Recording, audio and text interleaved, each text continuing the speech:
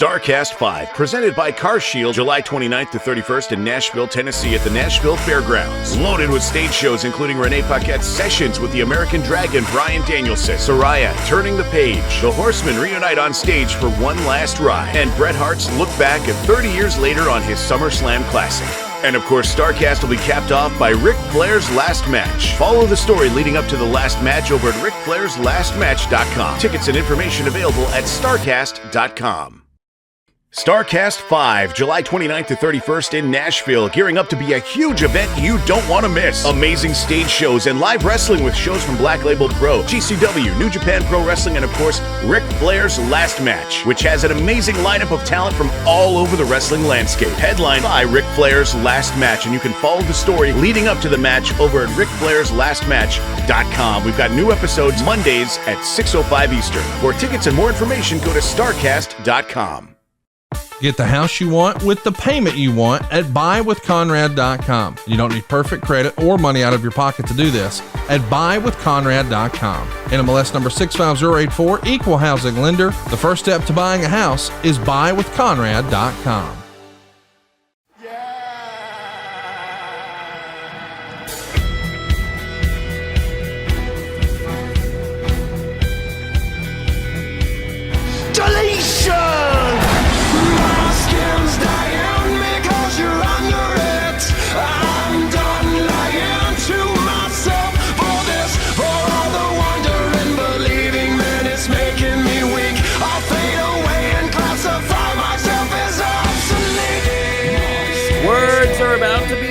Here on the Extreme Life of Matt Hardy, presented to you exclusively by Podcast Heat and AdFreeShows.com. I, of course, am John Alba, joined as I am every single week by the woken one, the spoken one, the broken one, and the star of AEW with RJ City, Mr. Matt Hardy. I am not Idris Elba, but I'm looking that I can service you well here, Matt. How are you, man?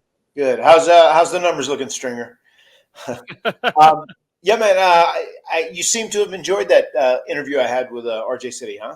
How could you not? That guy, you talk about people that are ahead of the curve and they get it. Everything that RJ City does, I am relentlessly entertained by. I think he's incredible. How was that experience? It was fun. And I'll be honest, I didn't watch any of the interviews before me to kind of see what his style was, so I didn't even realize everything's like sarcastic. He's trying to get you to break, whatever. And then once I caught on that was the whole deal with this, then it was really fun just to kind of play along and see how I could out bullshit him as much as possible. So it was a lot of fun. My wife enjoyed it. And whenever she will sit back and watch something for over 10 minutes and enjoys it, it speaks about it. It speaks volumes. Yeah. I was reading the YouTube comments. You were getting a lot of props. The internet was putting Matt Hardy over for once. And they were saying that you were one of the best yes and guys. That's like one of the core rules of improv, yes and, rather than refuting what's thrown at you. And I thought you guys played off each other very well. I'd like to see more between you and RJ City. Yeah, it was a lot of fun. And I'm so glad when he asked me that question about if he got dumped into the lake of reincarnation, who he would return as. And I immediately answered Dalton Castle. Because it's funny, ever since I've worked with Dalton in the past, and I actually did an interview when he was having a podcast or he had some sort of platform, before he'd ever made a name for himself. I had done that for him at any show. And I always got along with him great. And whenever I'd met RJ the first couple of times, they reminded me of one another, from their hairstyles to even some of their mannerisms and whatnot. So I really love that, how I fired that off so quickly. Yeah, go check out AEW on the AEW YouTube page. There are some great interviews. Yours was awesome. Arn Anderson's is incredible because Arn does not break the entire time. He is stone-faced, and he's an intimidating guy. So go check that out if you have not done so already. And I actually, too, John, I was just going to say, I posted yesterday my Tuesday T-shirt dump and delete package of photos, and in there there's a picture of. Obviously, I'm wearing a T-shirt in the photo, but where Dalton Castle is actually holding me up, like he's carrying me over, like we just got married and he's carrying me. I did, and I actually tagged RJ City in it. That's my rib to him currently. I like that. That's good stuff there. But he did say that he found it very interesting that you have a podcast, which is, of course, The Extreme Life of Matt Hardy. Exactly. And he said that he imagined you talk about the heights of ladders and the bounciness of the ropes, and Yeah. we'll be and how hard tables are. And how hard tables are. And we'll be talking about two guys who are very familiar with the answer to all of those hard-hitting questions. That is the Young Bucks, the Bucks of Youth, on what should be a very, very exciting episode of The Extreme Life of Matt Hardy. But I'd be remiss if I did not ask you what the reception was to our superhero episode last week on the Hurricane. It was great.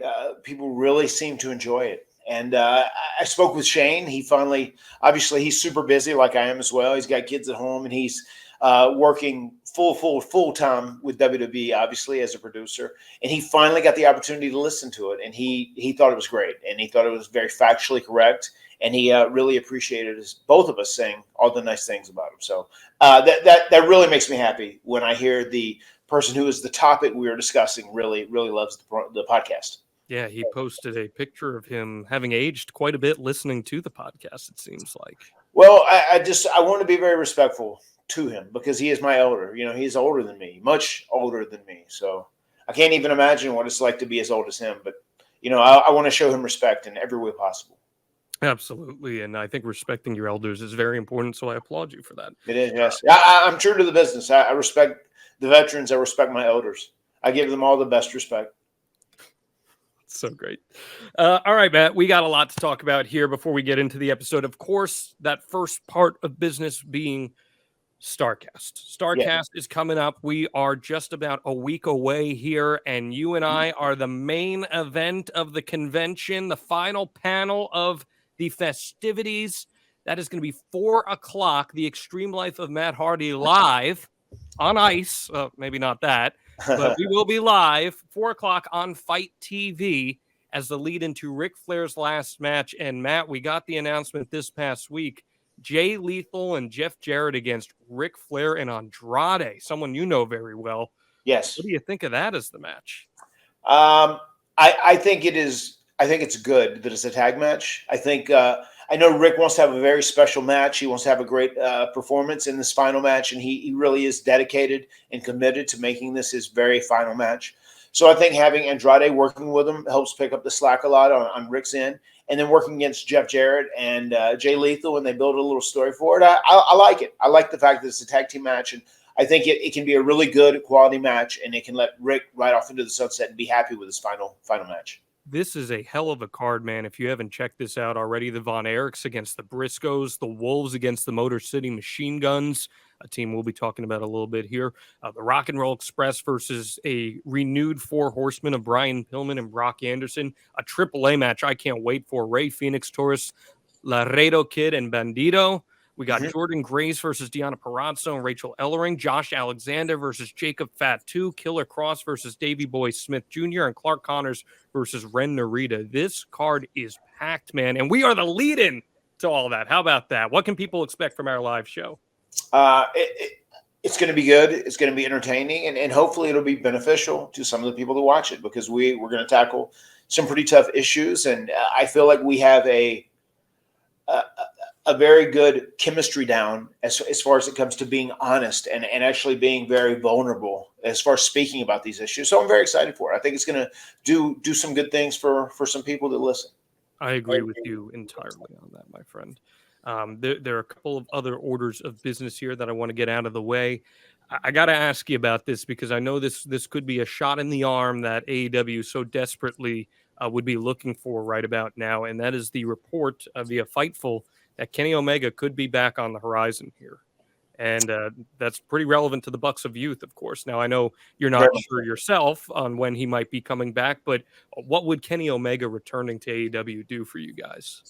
I mean, Kenny Omega, in a lot of ways, is like the biggest representative of AEW, I feel like. You know, him being the first guy that was the big single star, you know, especially after his incredible run in New Japan. Him coming to AEW along with the Bucks and Cody obviously is really what got things kicked off. And Kenny is a very, very special performer, you know, and he's one of those guys like the Bucks. He's very polarizing because people still give him a hard time because he did a lot of comedy. He did a lot of shtick stuff back in the day, you know, but he can go, and he is absolutely one of the best wrestlers in the world. And he had a lot of injuries that had kind of built up over the last few years, and he just took some time off to take care of those. And yeah, I think Kenny Omega returning to to AEW is going to be a huge boost to AEW, and I think it's going to help out. And he's been gone long enough that there's some new stars that have been built up in the meanwhile, so it's going to offer some new programs as well for him. Would you like to see him get the band back together with the Elite in full? I think so. I think we are going to get to a point where the Elite all end up coming back together.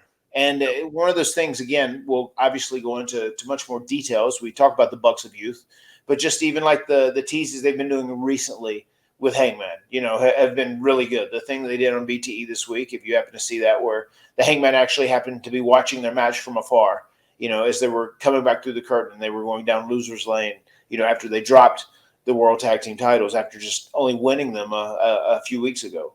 So it's going to be a really interesting story to see where the Bucks end up in terms of both Kenny Omega and Adam Hangman Page.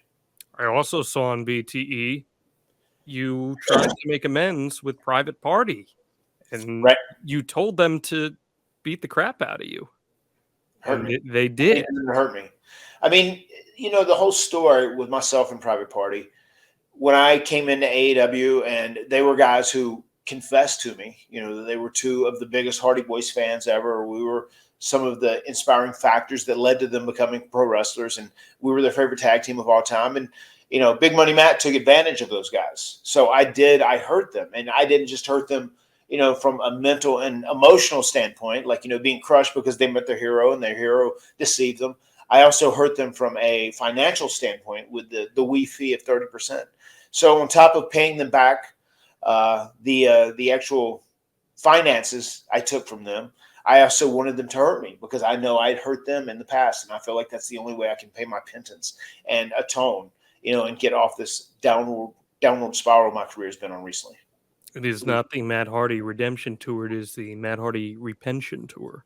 And that's what you're trying to do right now. He mentioned, I believe it was Isaiah that mentioned that there were a couple of zeros. Yeah, there were several zeros. More zeros than I actually wanted to pay out. Well, kudos to you for sucking it up, Matt Hardy, and getting that done. And that's why I told them to cash the check the very next day, because I might renege. That's true. You've never had a history of ever doing that.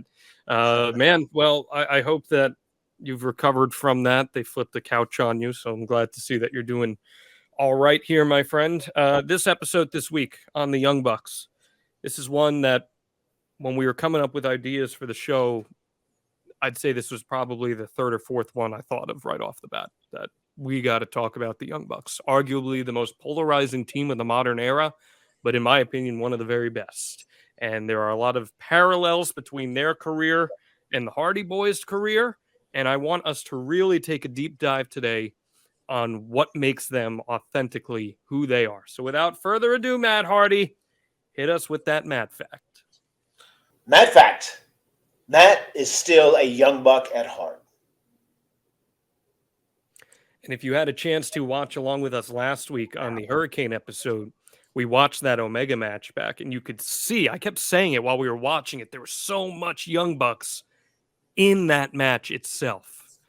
And I think we're going to find out why as we talk about the Bucks of Youth here on the Extreme Life of Matt Hardy. So let's turn back the clock just a little bit here. Matthew and Nicholas Massey.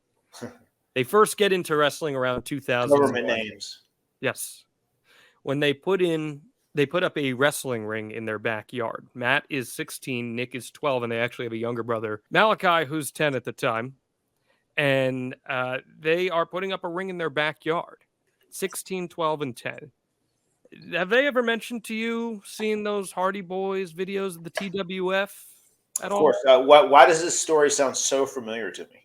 I mean, I don't know if you're talking about the Hardy Boys or if you're talking about the Massey Boys right now. But you are talking about the Massey Boys. And yes, they obviously were big fans of the Hardy Boys as well. They were also fans of the Rockers, which, preceded us, which came before us.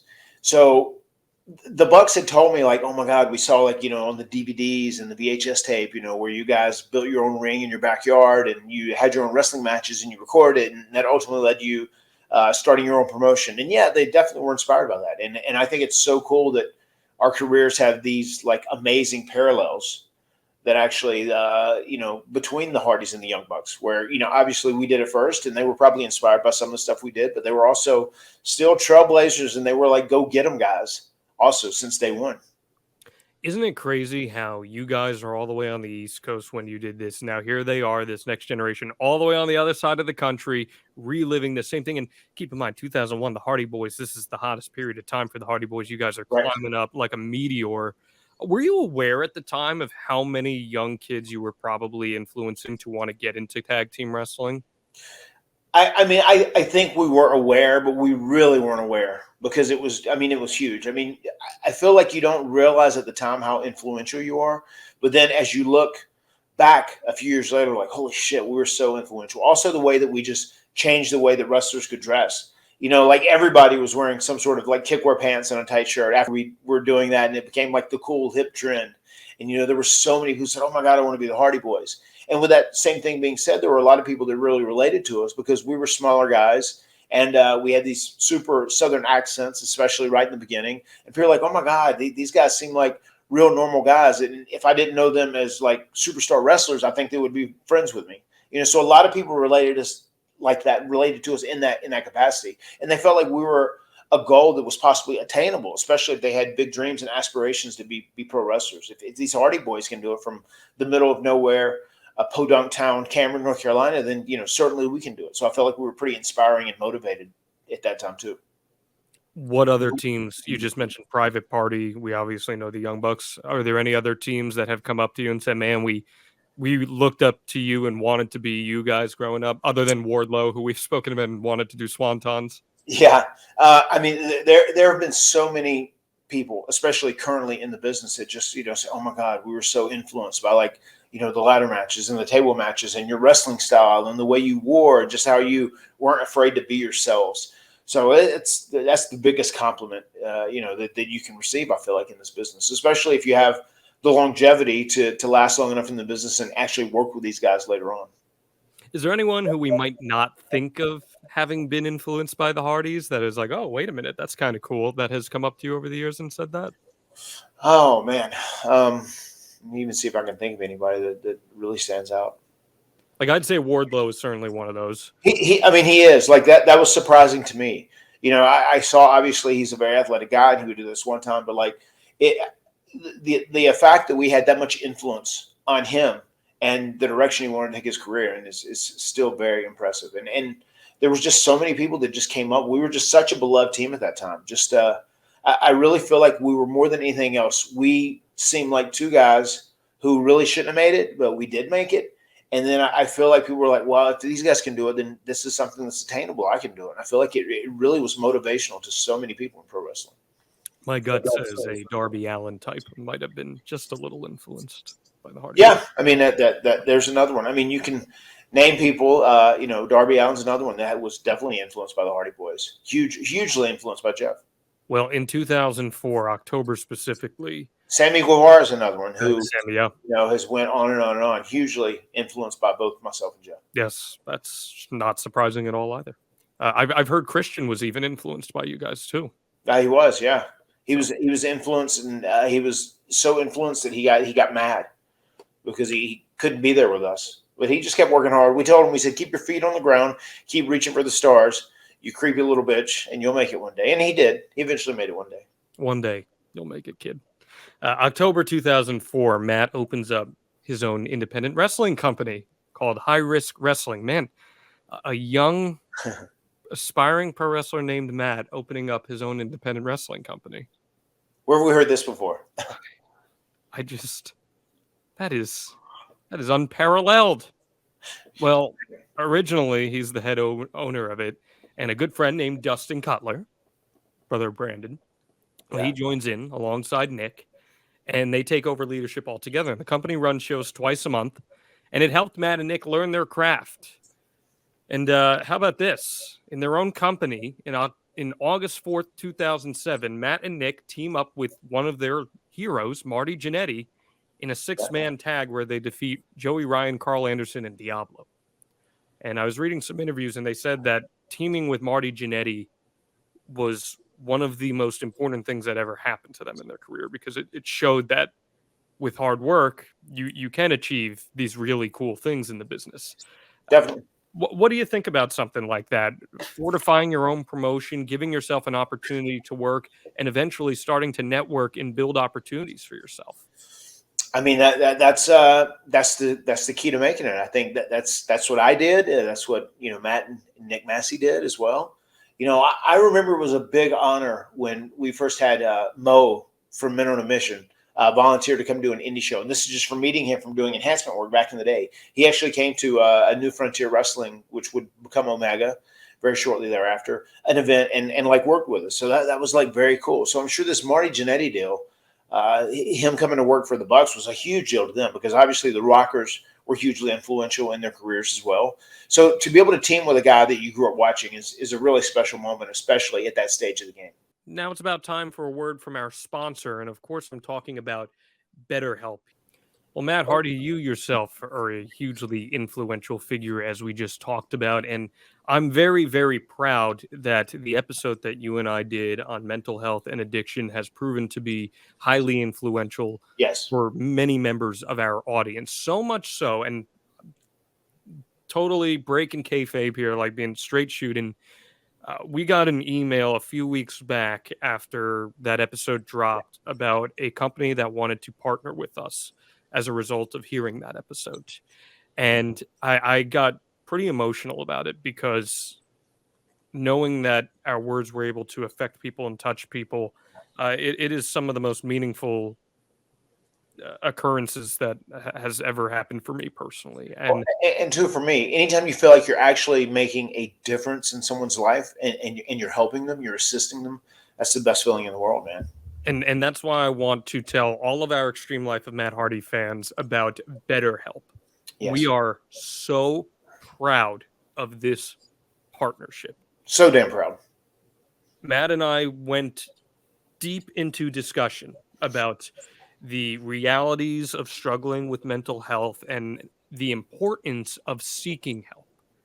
And it's great if you try to obtain self-help and all that, but seeking professional help, I can't attest enough, Matt, to just how important and how difficult that can be sometimes. Yes. And that's why BetterHelp wants to help you do that in a way that will be efficient and effective for your mental health. And you may think to yourself, there's plenty of ways to support a healthy brain. You can learn a new language. You can take power naps. But I promise you, there's nothing more important than professional help. And BetterHelp Online Therapy wants to help you do that. I've spoken at length, Matt. I deal with imposter syndrome. I feel like no matter how much I accomplish, I'm either not doing enough or I don't feel deserving of the spot that I have.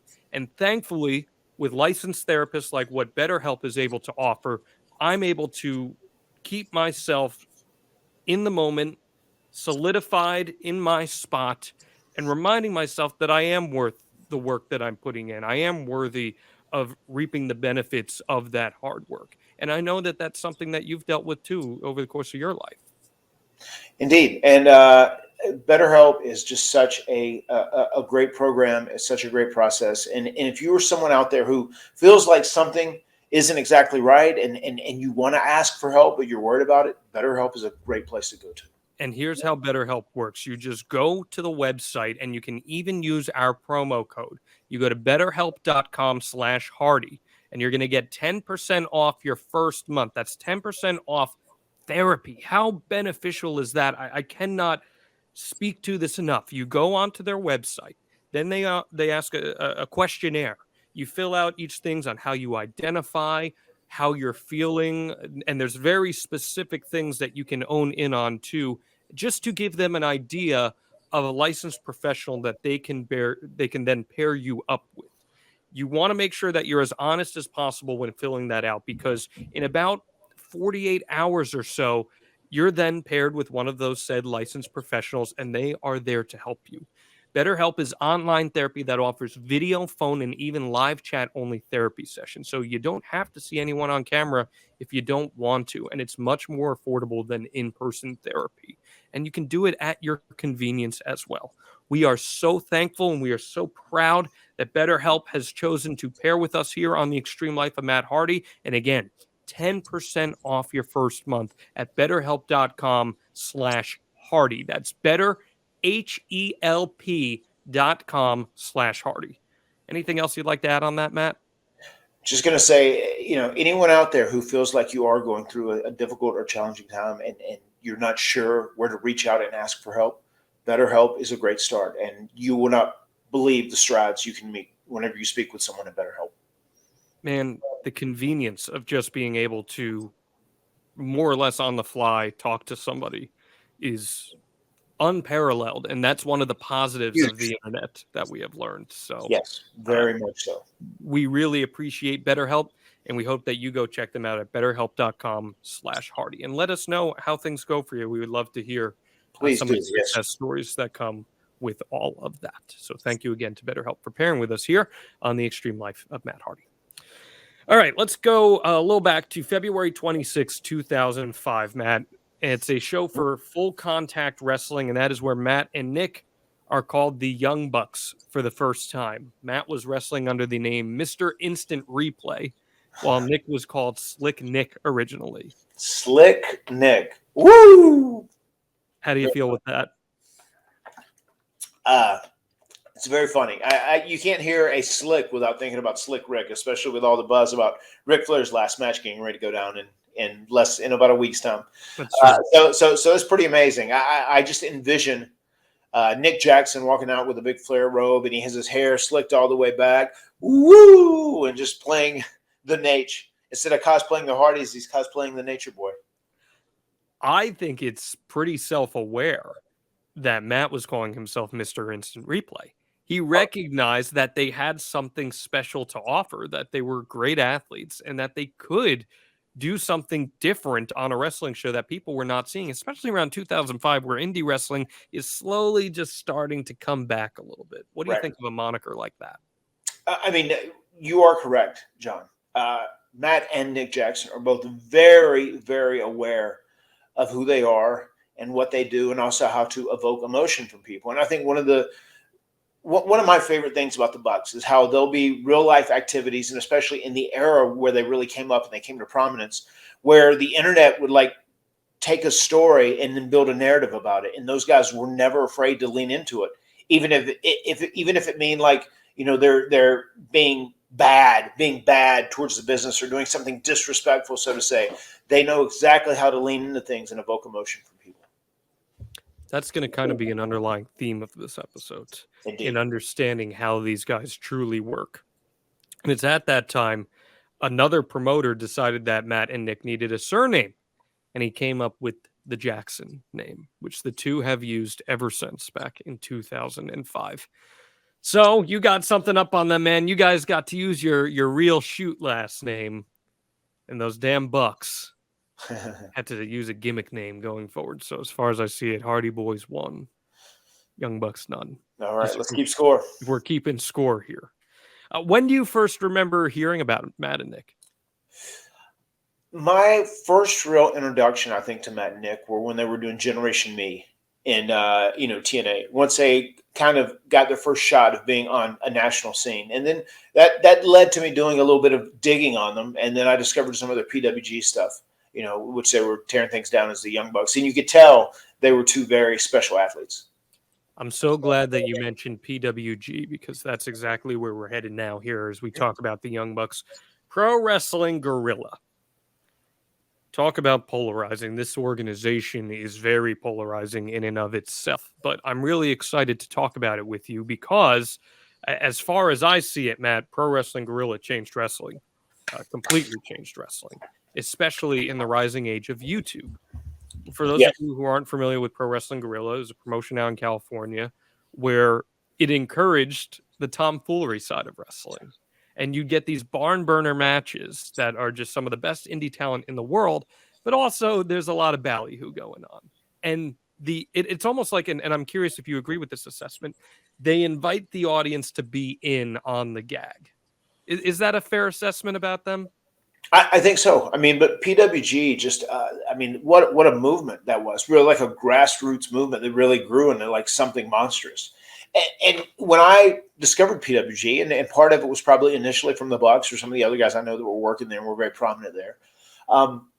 It just reminded me so much of like an Omega mindset. We didn't know what we were doing as much as we should have when we were running Omega in the beginning. But, my motto was from match one to the main event match. I want every match to go out and steal the show. Like, I didn't want to build a show. I didn't want to base a show on, like a building process throughout the card. I wanted guys to go out and tear it down. And I wanted every guy to go out and work to their maximum each and every time. And I thought that would be like an entertaining show, because not all shows are like that at all. And I love the fact that PWG was very much like that as well. From the beginning to the end, they would let every match go out and be a barn burner. There was no building process of the show like you would have at a WWE. They would obviously structure a house show with a match, and they'd want to stay inside the ring and not go out and then, allow things to build as the card goes deeper and deeper into the main event.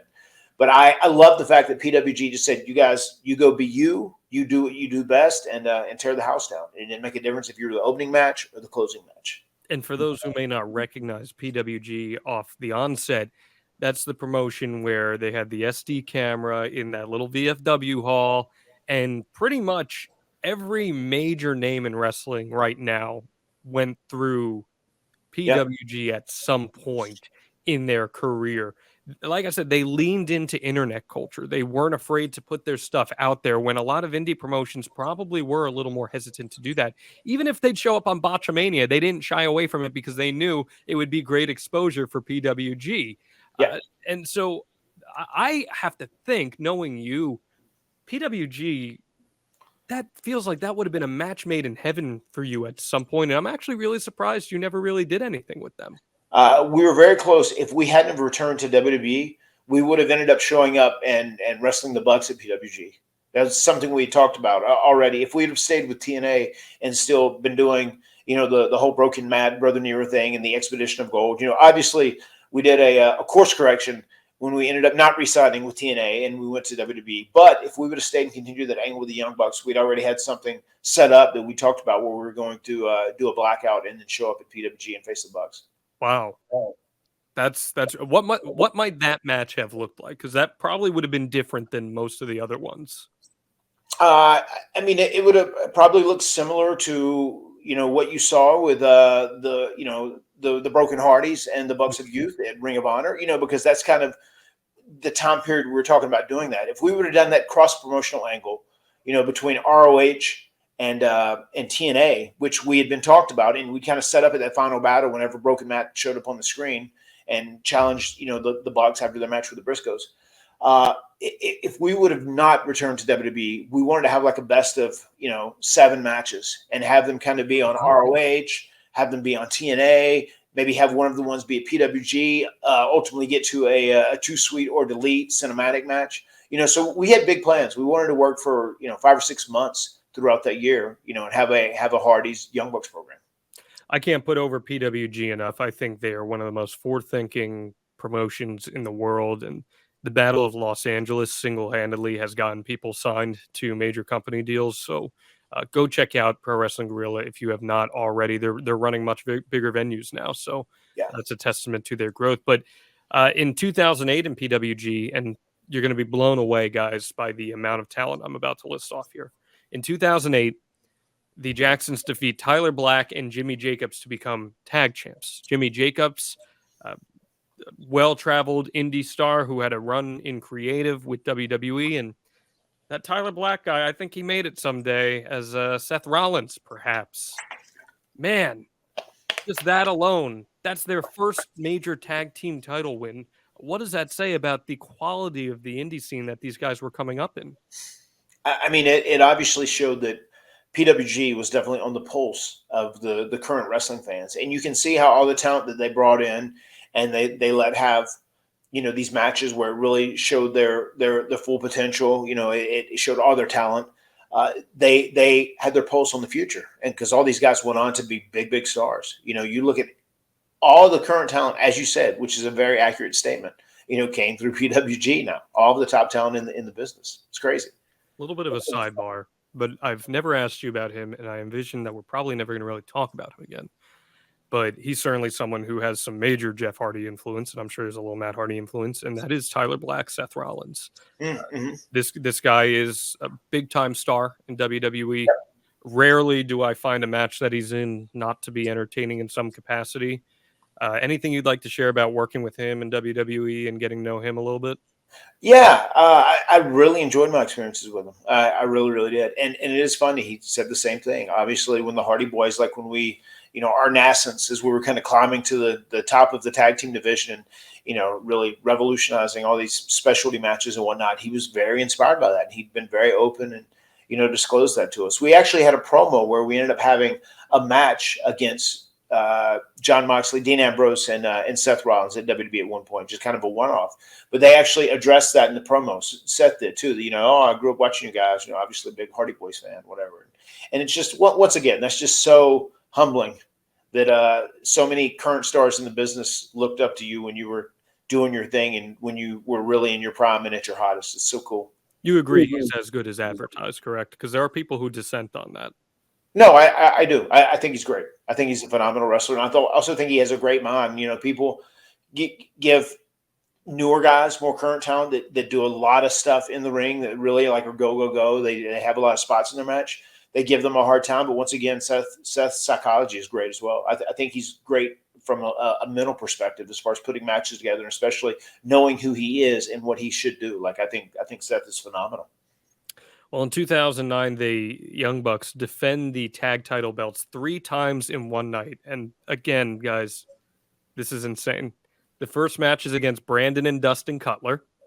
The second match is against Kenny Omega and Chucky T. The Cutler boys. And the last one, the last defense, is against Bryan Danielson and Roderick Strong.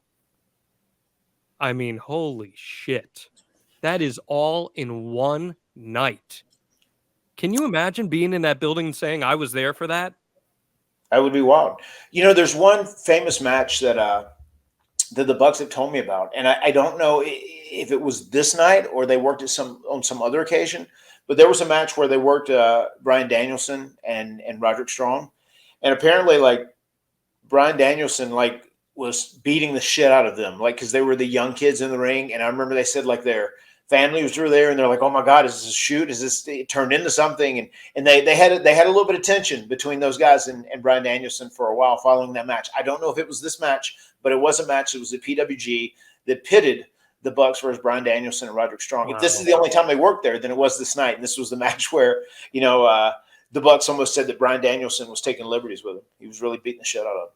That's crazy. And again, that would have been the third match of their night. Oh my God, yeah. They would have already been exhausted. They just wrestled Kenny fucking Omega and Brandon Cutler. And let's talk about Brandon Cutler for a second, because he's been so instrumental to their overall presentation in AEW. Yeah. I think Brandon Cutler is one of the best stooges out there in wrestling. He plays the role so well, obviously with BTE, but even on TV too. Everything he is asked to do, he completely owns. He's a great wrestler. I have nothing but great things to say about Brandon Cutler. What say you? The exact same. 2-contract Cutler. It's been a lot of fun getting to know Brandon over my run here at AEW. Brandon is so beneficial. And the BTE stuff, he would work so hard on that. He would do so much work, and on top of just being a talent, which he is, he's an extremely great talent on his own. And he can have a great match with any wrestler in the world if he chooses to. But he understands what his role is, and he really leans into it, and he's really good with it. And it's funny, he's over big because of it as well. There was even a time at our most recent pay-per-view match where Brandon came out and the crowd started chanting for him and cheering with him, which encouraged Nick Jackson to go down and push him around and shove him and bully him a little bit. Hey, what are you doing? Don't be out here taking the attention from us. This is the Young Bucks show, not yours. But it was a great spot. And I think Brandon does. He's so entertaining in his role as the stooge, and especially with his outrageous and outlandish outfits that he does, and just the outlandish actions that he does. People really dig it, and they get that he leans into it and that he's really committed to the bit. Yeah, he's great. He's so fantastic as part of the Elite presentation, and he adds a lot of depth to it. And they've used him really well in that too. I think about the Hangman Page moment with the Ghostbusters costume. And, yeah. just stuff like that. Even in the small thing, the cosplay with Team Extreme, even just a couple months ago. He was great. He nailed it. Rocking that whale tail. That was really, really something. By the way, while you were talking there, I was able to pull up their cage match. And May 22nd, 2009. That was the only time the Young Bucks ever faced Bryan Danielson and Roderick Strong. That match went nearly 20 minutes. So that would have been it. That's it. Like they said, like their family and like their friends were in the crowd, like, oh my God, like, is this breaking into a real fight? We're gonna have to get in here and stop this match. Like, apparently it was quite a scenario. I know you were on the road with WWE, but were you paying attention to these indie happenings at this point? I mean, I try to. I always try and stay on the pulse of what is going on. I feel like that's an important part of survival in this business, being able to stay on the pulse and like always know what is new and like what is coming up and what is viral, what people are really into. So I've always tried to actively do that. But I definitely had PWG on my radar, especially when it became such a viral promotion in so many ways. And you started seeing these guys who were going to be big stars either at TNA or, at a WWE or at a ROH coming from PWG. So it was truly a special breeding ground of wrestling talent. And producer Wesley came through big here. He actually was able to pull an excerpt from the Young Bucks book that talks about this match with Bryan Danielson and Roderick Strong. And I'll read it verbatim here. He says, quote, "The plan was for us to beat them next in the finals and continue a winning streak that we had going for quite some time. Bryan and Roderick just watched the crowd turn on us completely, but had a plan to try and fix it. Quote, this is going to sound strange, but we're really going to have to give you guys a beating tonight to make this work," Bryan said. "The idea was if we could suffer enough, we were too stubborn. Roderick and Bryan were convinced they could still flip the crowd, so they continued to give us a beating. The crowd continued to cheer. Finally, feeling taken advantage of, Matt and I began to defend ourselves, and suddenly the match felt like a real fight. But the more we fought back, the harder they hit us back. And the harder they hit us, the louder the bloodthirsty fans got. All our chests were purple and blistering, and while Bryan continued to deliver those multiple stiff elbows, they continued to fight." So how about that? That is like the essence of indie wrestling right there, yeah. I feel. And that is the match that they've told me about many times over.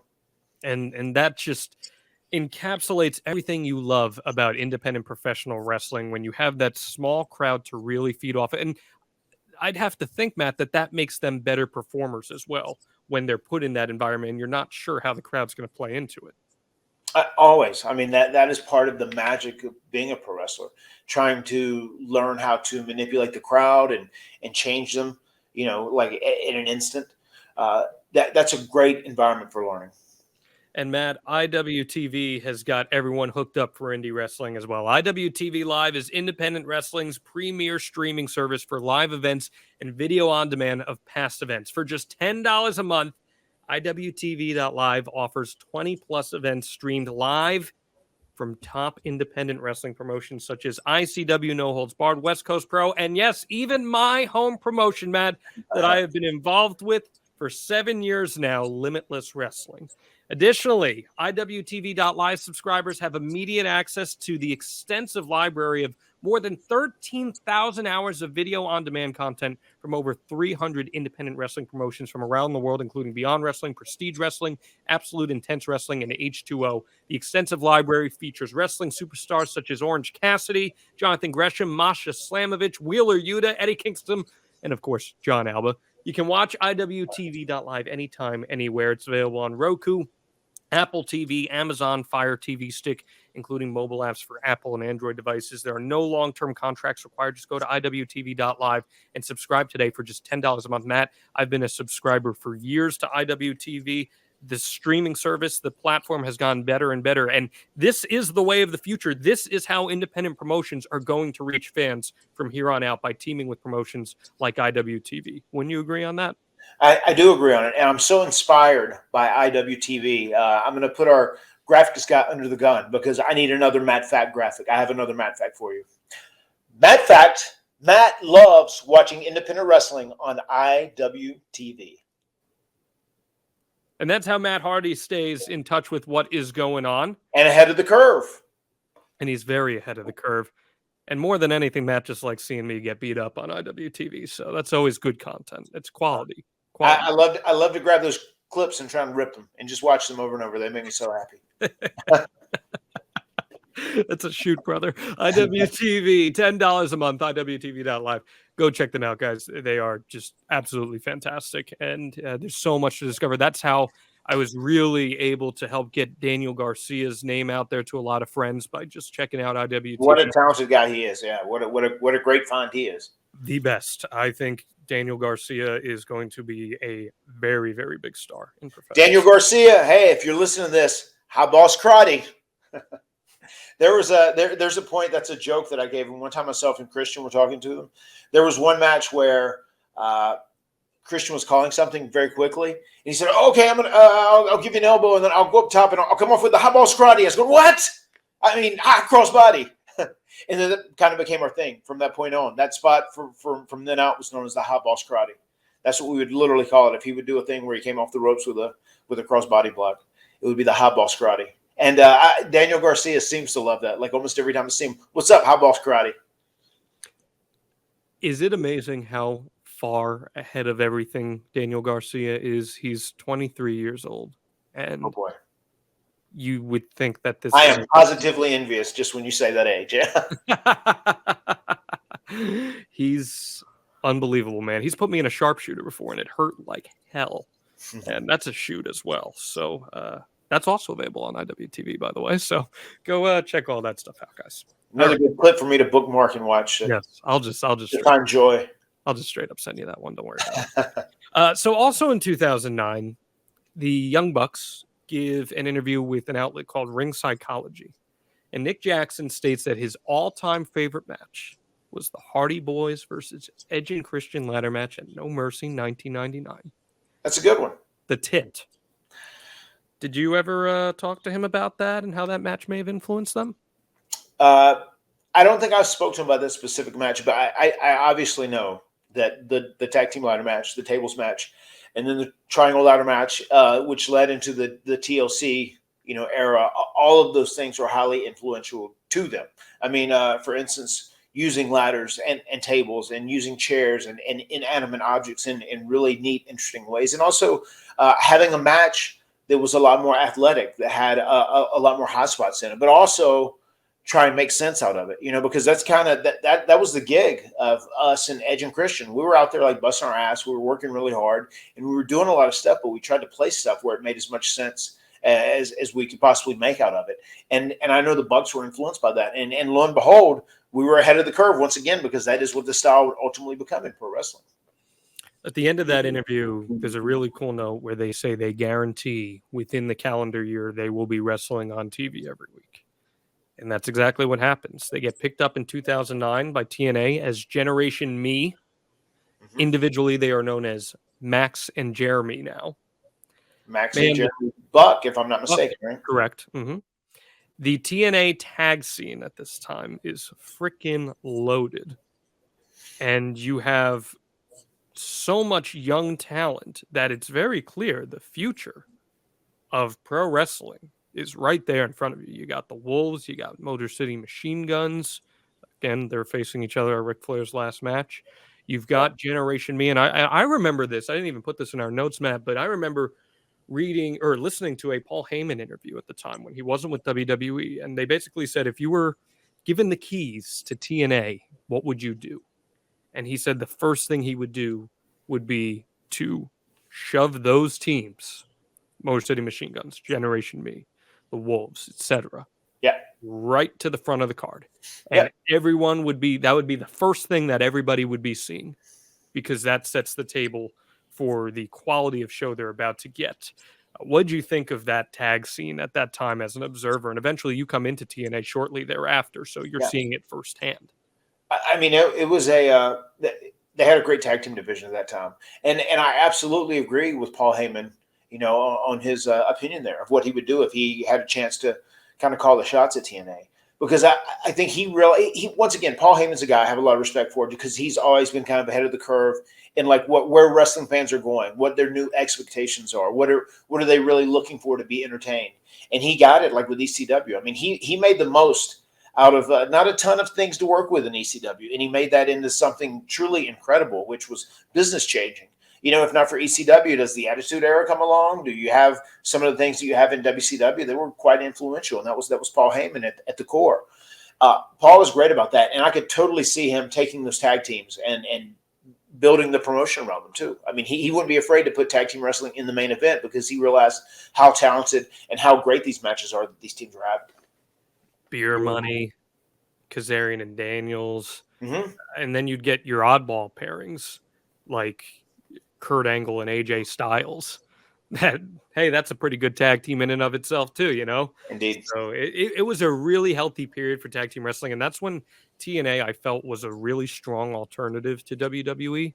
Mm-hmm. And shortly thereafter, that would go by the wayside. But the Generation Me, the Young Bucks, were there at the time, and they were learning on the fly by working with these great teams, and they're getting better and better. And eventually, you and Jeff have some matches with them. The first is in 2014 for Northeast Wrestling. Then you have another that year for Northeast Wrestling. And then at the ECW Arena, 2300 Arena at House of Hardcore in 2015, they actually beat you. You guys win the first two. So these are the first times you're getting to work with the Young Bucks. What do you remember about those early matches, meeting them and getting a chance to actually talk tag team wrestling, tag team psychology, and putting matches together with them? What were your impressions? Well, even before I get into those, John, I want to backtrack just a little bit. And I want you to know, you host my podcast. I do. You also host Eric Bischoff's podcast as of right now, right? Do you know myself and Eric Bischoff, we are undefeated against the Young Bucks. I have heard this. I have heard that you guys... We actually had that match. Eric, you're a hell of a partner. You and I, we defeated the Young Bucks. We're 1-0 against them. And they have never got that win back. Yeah. That was my first time working with them. And I enjoyed it very much. That was your first. So their Generation Me at the time in TNA, and Eric Bischoff is working. Was he in his karate gear? He was in his karate gear, yeah. Okay, so he's in his karate gear, and Matt Hardy is a piece of shit working with Eric Bischoff. He was going Cobra Cow in their ass. And yeah, what'd you think of their professionalism handling an experience like that? Because here's the interesting facet of that. They are rising up the tag scene. They are getting opportunities. People on the internet recognize, hey, this team, they're going to be one you have to look out for over the next few years. Mm-hmm. And then they're doing a job for Eric Bischoff. What do you think of their treatment there, and how did they deal with that? I mean, I'm sure they were frustrated with they were spinning their wheels in many, many ways, especially with the amount of talent they had. But, just in terms of star power, they were pretty far down the ladder. So they did what most good professional wrestlers do. They went out and they made the most out of it, and they tried to get the most out of that match that they possibly could. And I remember I remember working with them, and I could feel they were a little frustrated, and I didn't know how long they were going to end up being there because I could tell, they were pretty frustrated with their position, but they were absolutely professional, and they went out and they tried to make the absolute most of the match, and they, they weren't selfish. They tried to make myself and Eric Bischoff look as great as possible. That was May 19th, 2011 on Impact. Something about May 19th, man. That date just, it's got its weird wrestling. Was that the Kane date? That is the Kane date. That was the Kane date, right? Yeah, it's funny that I even remember that. What actually even happened on that May 19th? Why was that a tease for Kane? Because that was the day that his movie was coming out. So they made it that was See No Evil. So they turned it into a whole wrestling storyline.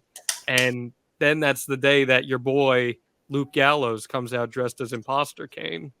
Yeah. And because we had to have an imposter Undertaker, so we have to have an imposter Kane too, pal. It's not great business. So anyway, so you have the two matches in NEW with them, and then you have the ECW Arena match. Yeah. That's yours and Jeff's first time really getting to work with the Young Bucks. What did you learn about them through those matches?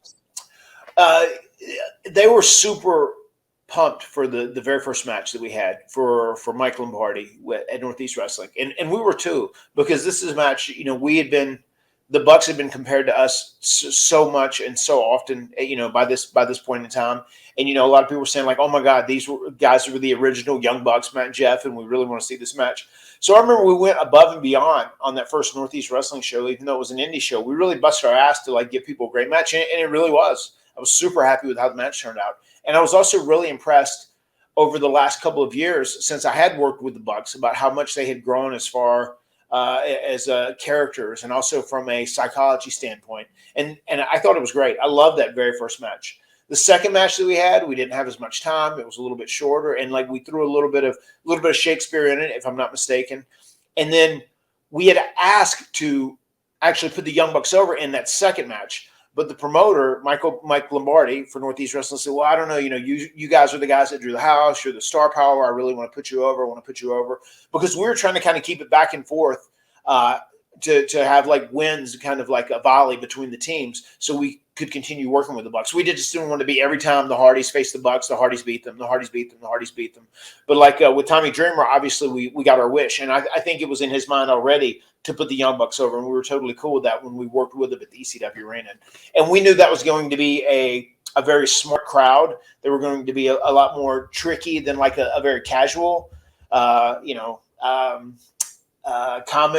Oh my God, a very casual crowd, casual fans. We knew they were going to be much more smart, much more internet savvy. So we really went above and beyond that night at ECW Arena to try and bust our ass and give them a great match. We were going for 5 stars that night. I hope you got it. Did you feel like you did? I mean, in my mind, we did, yeah. Okay, cool. Gotcha. Matt gave himself 5 stars in his mind, for sure. Okay. Both Matts. That's good. That's good. Around that time also, and this cannot be over or understated as far as to how important this is for the Young Bucks, they are really expanding their spheres of influence here. Years prior, they were working with Dragon Gate. Now they're working extensively with New Japan and Ring of Honor. Getting that international experience is huge for so many wrestlers, and they end up pairing up in this little faction you may have heard of called Bullet Club. The Biz Quiz. Yes, that. They also were doing Mount Rushmore, which you were very personally familiar with in Ring of Honor. Kevin Steen involved. So they're really getting a lot of different work here. How beneficial do you think getting out to Japan was for them, and did you see it translate into their work? Yes, it was enormous for them because it's really where they started. They really started building star power for themselves, especially once you go to New Japan and you really earn your spot. And you win the tag team titles, because if I'm not mistaken, they won like the lightweight tag team titles and then also the regular heavyweight tag team titles. So they really grew. And for them to be on a platform such as New Japan and to be as successful as they have been, and they were also being given more opportunities to highlight and showcase who they were and their personality, because I feel like that was very suppressed on them, like in TNA. When they were doing, Generation Me, they didn't get the chance to show their true personality and how far they could go with these characters and these personas. And in New Japan, that's where it started. And I knew them well by this time, and we were staying in contact, so I definitely kept a close eye on them because I knew they were going to end up being a big deal. And we're seeing Bullet Club become this larger-than-life phenomena. It becomes the hottest-selling indie T-shirt in the world. It's clearly leaning into some elements of the NWO, perhaps, but there's this new school spin on it. Mm-hmm. What do you think their involvement with Bullet Club did for their career in terms of elevation? It was a huge launching point to become bigger stars. I mean, it really did. It put them on so many important people's maps that they'd never been on before. Obviously, when this Bullet Club phenomenon was happening and they were selling all this merch, I mean, obviously it was on Vince's radar. You're going to know at that point that, the people at TNA, they're like, oh my God, how did we not get these? How did we not get all this potential out of these talents when we had them here? And they were getting to go back and forth between Ring of Honor. So they were getting some American exposure, and then they were getting that international exposure at New Japan. But they just, the whole Bullet Club thing with them and the way they were moving merch and the way they were so cool and so hip, and Bullet Club was such a viral thing. I remember there was one point where Vince said, all these shirts, they keep showing up at our shows, these Bullet Club shirts. Who are these people? Who are these people? Where are they from? And then someone, they're this real hot act. They're doing New Japan, and sometimes they come back to Ring of Honor stuff. Vince said, I want them. I want them all. And at one point, that's what he said. Like whenever the shirt was like a viral thing and showing up everywhere, Vince said, I want all of the Bullet Club. And he got a lot of the Bullet Club, but he didn't get them all. Wow. That's really crazy, and we will get into that in just a little bit. Regarding the Elite and Bullet Club, Kenny Omega, as you alluded to earlier on this podcast, that's why I want to ask you about Kenny, because he becomes such an important part of their story.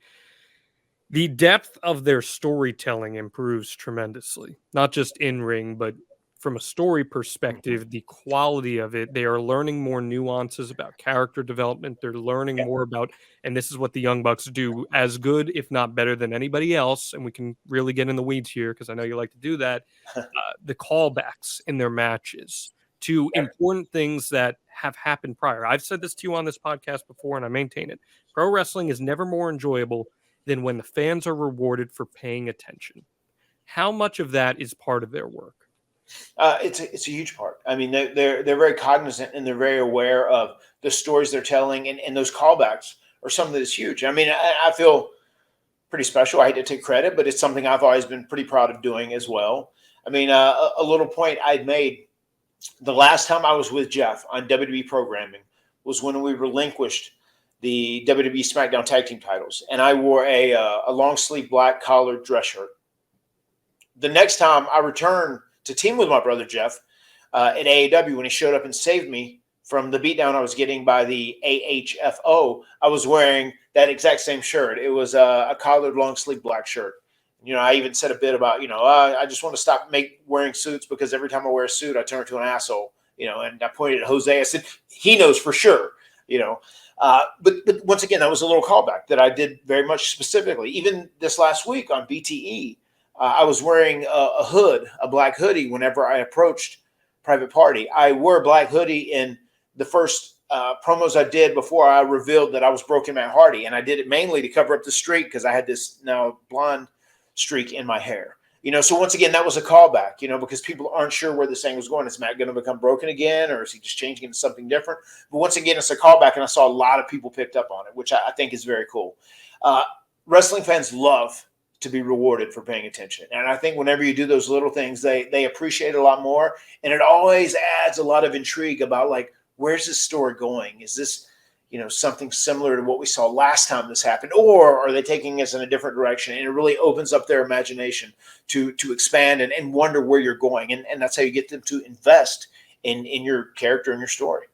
Now, with that said, at the time, they were also gaining a lot of attention for everyone recognizes their acrobatics are incredible. They're great athletes, but it's too flippy floppy, according to many people. And they don't know how to tell stories. And they're doing the Meltzer driver because all they care about is how many stars that they're going to get from Dave Meltzer. Is there any validity in some of that criticism that, they're just doing too much athletic spot, and it overshadows that storytelling? There's been a few prominent people in professional wrestling who have echoed those sentiments. Yeah, who would be the most prominent, John? Some guy named Jimmy, I believe. And that's that's his shtick. The business is changed. Fans, to be fair, there are a lot of fans that say that without influence from him. Well, I'm sure they do, but what I think, in my honest opinion and my honest assessment of the business, I think the business has changed where you can't be an earthquake or typhoon type performer. You can't be a large lumbering man and just play a character and get by not doing anything in a match. Now matches demand, they require athleticism, and I think the more acrobatic someone can be in a match. And have a match that is not only telling a story as far as the battle between the two characters. If you can do elements of these cool moves that are breathtaking, really that wow the crowd, I think that adds so much more to your match. And I think the Young Bucks do an amazing job of that. For instance, whenever they work and they program things in, I mean, they very much are cognizant and aware of how they're programming things in, if they're a heel or a babyface. And that's something that I don't think they get the correct kudos for, because if they're a bad guy, they understand how to do things to piss the people off. But then they understand if they're a good guy, how to do things that make the people cheer. And that's one of the very, very important things. As far as the criticism of the Young Bucks do too much, I feel like in the past, maybe they have, but I think they are walking the perfect line between athleticism and acrobatics and storytelling when it comes to their matches in 2022. I think they're better now than they've ever been. I agree with you. I think the Young Bucks are unlike any other tag team that I've ever seen in my life. Well, maybe other than one, but unlike that in that they take everything to that next level of crispness. Everything is so fluid. but I've become so invested because I know that at the end of the day, I am going to be rewarded for following their story. Yes. In each individual match, man, the match at Strong Style Evolved between them and the Golden Lovers, Kenny Omega and Kota Ibushi. Mm-hmm. I don't know if you've ever seen that match. I believe it was 2019. It might have been 2018. It was one of the greatest tag team matches I've ever seen. I've just seen highlights. I've seen clips of that match. It was in California. Mm-hmm. And it was one of the greatest tag team matches I've ever seen because of the story. Obviously, the athleticism, you got 4 of the best pro wrestlers in the world there. Yeah. But it was the story of, you know, Kenny and all his history with the Bucks, then his history with Kota, being best friends, pulled back into that, not wanting to hurt his friends, the Young Bucks, but having to do that. The Young Bucks didn't want to hurt Kenny Omega either, but they had to do it. And at the end, there's just this moment of, holy shit, there's friends, family, and genuine love between these 4 guys, and yet they had to do what they had to do to win. It's pristine storytelling, and I just think the Bucks are so good at that. And I'm sure people disagree, but those guys just won't get the credit, and I tell them this now just to. Well, I mean, I'll put them over, especially after I watch something and compliment how great it was, or you know, what I thought was good, or what I thought could have even been different, whatever it may be. We have a very good open relationship about talking to things like that. But the Bucks are such an amazing tag team, and they are so great, and they're in like a league of their own right now as far as what they do. There's a couple tag teams that are kind of in leagues of their own. FTR, but for different reasons, they're in a league of their own as well. But the Bucks are definitely in a league of their own, and not until they're gone and people don't get the opportunity and the pleasure of watching them again, people are going to go, they're going to rant and rave and talk about how great the Young Bucks were and give them their flowers over and over. And that's just almost how society is in this day and age as well. They never appreciate anyone while they are active and present in the moment. You know, it's like when they're dead and gone. That's when they get all the flowers, which is very sad. The amount of people that waste their time and energy hating on LeBron James blows my mind, because LeBron James is top 3 athlete I've ever seen in person in my life. And when his career's over, I'm going to miss watching LeBron James play basketball. And it's the same thing here with a team like the Young Bucks. Check your ego at the door and appreciate greatness when it's in front of you. Absolutely. Yeah. Appreciate greatness when you get to see it week in and week out and it's there. And, you know, it's one of those things, just because there's something about them that rubs you wrong.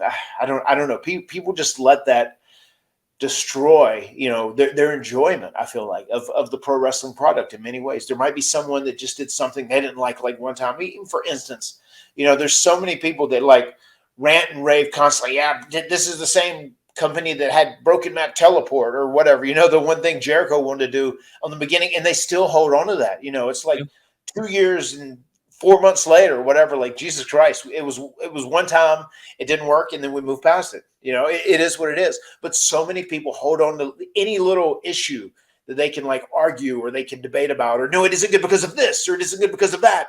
The Young Bucks suck because of this, or Kenny Omega sucks because he wrestled a blow-up doll in Japan. Just, you got to let that stuff go and like look at what they're doing currently and enjoy it, because, you know, the Young Bucks, Kenny Omega, these guys are making magic. Like, enjoy it while you can still watch it.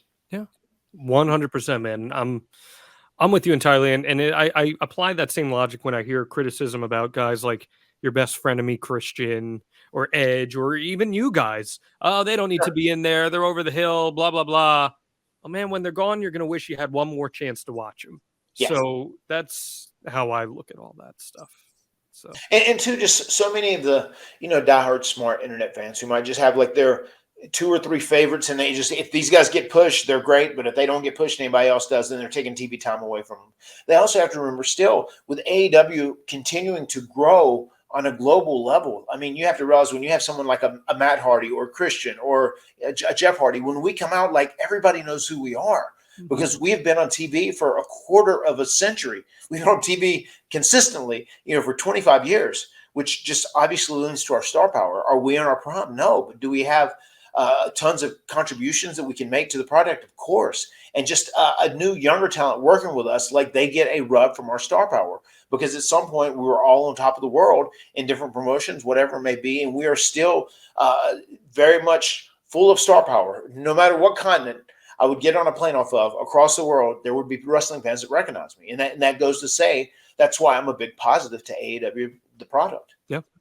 And Christian may have used to use the moniker outwork everyone, but now he just outworked everyone and he get ahead of things. So that's, some things don't change no matter how old you get at the end of the day. Matt Hardy. That's it. But you mentioned Broken Matt, man, teleporting, all that stuff. Unfortunately, I did hear recently that Broken Matt's teleportation devices ended up failing him, and then he had to rely on his car to get to venue to venue. Well, thankfully for him, this episode's brought to you by CarShield. CarShield makes it easy and affordable to protect your car from expensive repairs, and that's just for starters. CarShield is the #1 auto protection company in the U.S. and offers protection plans for around $100 a month. The plans cover more parts than ever before, whether your car has 5,000 miles or 150,000 miles. And it is so simple to get your car fixed. When you need a repair, you get to choose the mechanic, and CarShield's administrators handle all the rest. That is it. You don't have to deal with paperwork, no headaches. You're taken care of completely. And if your car breaks down, you're stuck on the side of the road, plans through CarShield include coast-to-coast roadside assistance. Matt, if Broken Matt can't travel through the vessels through his teleportation, I know that he's using CarShield to ensure that he gets from venue to venue. Am I mistaken on that? No, you are not. You are correct, John. I have CarShield on my Corvette. I have CarShield on my Escalade, and I just have CarShield. I just had CarShield put on this new pickup truck that I bought my wife. She's kind of getting into this whole country life, so she's driving around a pickup truck. Maybe has a cowboy hat on. That's good for this Queens girl. How about that? The Baricua from Queens is stepping up into a pickup truck. But she feels good about it because she has CarShield. That's right, because CarShield administrators are there for you with rental car options, trip reimbursement, no extra cost. Get coverage today. Lock in your price now. It will never go up. That means as long as you own your car, no matter how old it is, no matter what it may look like, you're protected from the rising cost of parts and repairs for your vehicle. CarShield helps protect my wallet from expensive car repairs. They'll do the same for you. Go to carshield.com/podcast to start your plan and lock in your pricing forever. That's carshield.com/podcast. A deductible may apply. Yeah, I'm sure you had it handy too, Matt, because on December 2nd, 2016, as we've talked about here on this podcast, you guys end up traveling into Ring of Honor. And you're under contract with TNA, and you're appearing at Final Battle here as Broken Matt, and video messages are being shown with you addressing the Young Bucks and the Briscoes. And that sets up for Manhattan Mayhem on March 4th, where you guys show up to challenge the Young Bucks and win the Ring of Honor World Tag Team titles. I'm going to backtrack again once for a quick minute, John. Sure. Whenever I showed up, Final Battle on the screen, obviously this is a deal where I've been working with the Young Bucks to continue the Expedition of Gold, and we had this idea about doing an interpromotional feud, between the Broken Hardys and the Bucks of Youth. So I was actually across the pond. I was on the other side of the Atlantic Ocean, and I was actually doing Inside the Ropes, and I had a couple indie shows during this run as well. I had a little week-long gig over there, and we almost didn't get this thing cleared. Now, we had it cleared for me to submit this promo, and I understood what was happening. It was the very end of the match, the Briscoes and the Bucks. It just ended. The Bucks win. And I shot this the day before in a locker room over in the UK. And I remember we shot it, and we did a couple things. We had some lighting issues to try and make it look as good as possible because we knew it was going to be obviously on the big screen. So we think we got this thing done. And the day before, like a couple hours before the show started, I got a call from Big, from TNA. And he's like, I don't think we can do this because Ring of Honor's not sure. I don't think it's going to work. What are we going to get out of this? What is the payoff? It's like, we're going to do this interpromotional angle. It's going to be great. It's going to be good. And then the Bucks were contacting me as well. And I'm over in Europe. They're here getting ready for this pay-per-view. We're going back and forth. And about 45 minutes before this segment aired, we officially got it cleared to happen. So we had to fight for it that day too. So that was Matt Hardy in Europe and the Young Bucks at the venue fighting with Ring of Honor, fighting just to get this on to air and that we could do something going forward. And fortunately, it ended up working out, even though it happened in a very different way than we ever expected or we had ever talked about or ever planned. It ended up happening with us showing up at Ring of Honor and defeating them for the Ring of Honor World Tag Team titles. Why was it important for you and Jeff to work this program with the Young Bucks? I felt like it was important for us to do this on a big platform because it's something we talked about doing ever since we'd met these guys and we liked these guys. And once we befriended these guys, we obviously wanted to see this happen. And we talked about doing this amazing thing, having a best of 7 matches, which was going to go back and forth between Ring of Honor and TNA. We may have done one in PWG. We just want to have all these different kind of gimmick matches, have a ladder match at some point, have a tables match, have a 2 out of 3 falls, have a street fight where anything goes, and ultimately end up with a cinematic match. And they were super excited about that because that is right up their alley. That is just what they do. Like the BTE experiment obviously paid off because they were not taking themselves too serious. And it was a different way of telling stories. And I think BTE is still a great outlet for that. So Too Sweet or Delete is something Jeff was super excited about because Jeff is such a market and loved doing the cinematic matches, probably even more than I did at that point. And he really enjoyed them. And he loved working with the Young Bucks as well. So considering we didn't get to have this prolonged feud that was going to be an interpromotional rivalry between the Young Bucks and the Hardys, it was very important for us to make this Ring of Honor thing work and as impactful as possible. And it was cool because Ring of Honor was the perfect smokescreen, especially winning the Ring of Honor tag team titles to make people think we weren't going back to WWE, which once again was going to help us when we showed up at WrestleMania 33. Well, you end up winning the tag titles from them. The crowd is just going absolutely nuts for that. Yeah, it was so great. And especially compared to I was so beloved there as Matt Hardy. It's crazy in that same venue and during the same time when I was doing Big Money Matt, I was despised and they said I was killing Ring of Honor. They worked themselves into a shoot, brother. They thought that I was terrible and the be all end all of the business. We talked to come back to that love was so amazing. We talked a little bit about that period on episode 2 in the archives, extremehardy.com, the Hangman Adam Page episode. But at some point, we're going to go long form on that era. And I cannot wait because I've never talked to you about that in length. And man, you had just so much hate in 2013. They couldn't stand Matt Hardy. And then they did. They came around and they ate up Broken Matt and Brother Nero. There is no doubt about that. So much so that on March 10th, you and Jeff end up defending the tag titles against the Young Bucks and Rocky Romero and Trent in a street fight. This is a hell of a match. Go out of your way to watch it. 4.5 stars per the Wrestling Observer.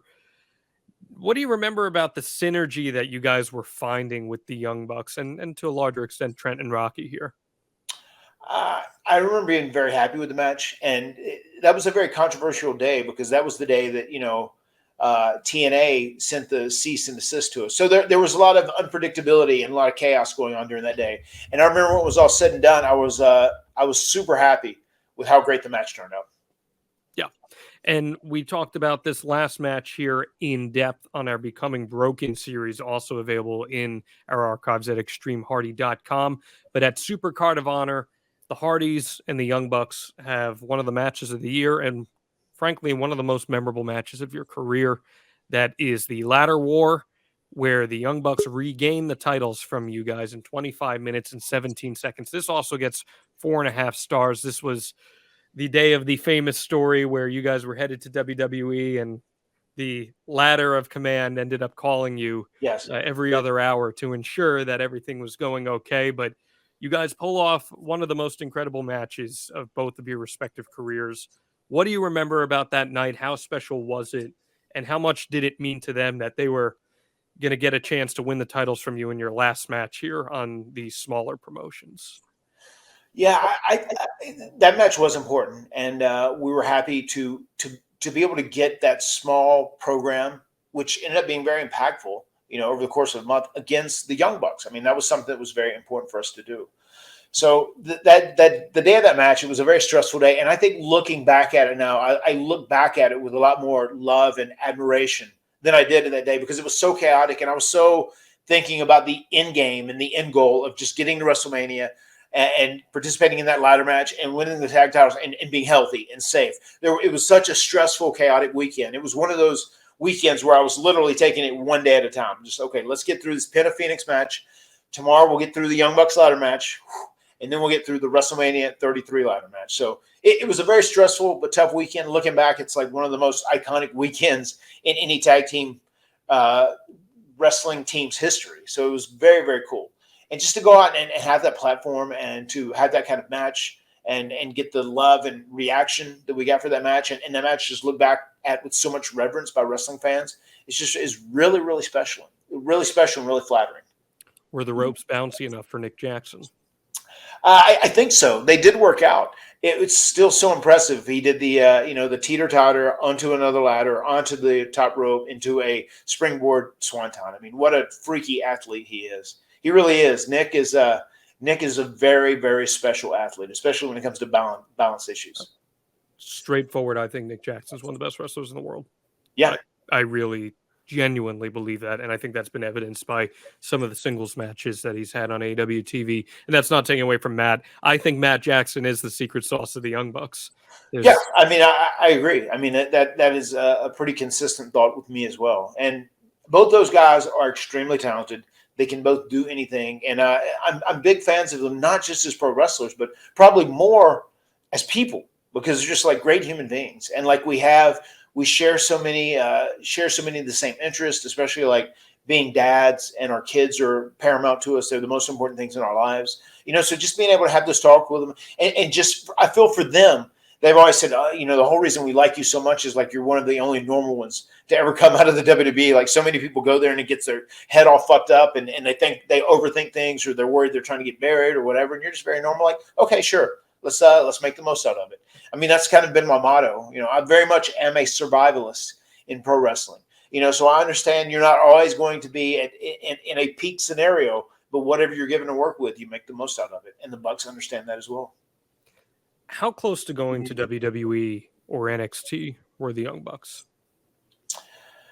That's an interesting question. And I feel like after they did the first ever, the first All In, and then once they started talking with TK, I feel like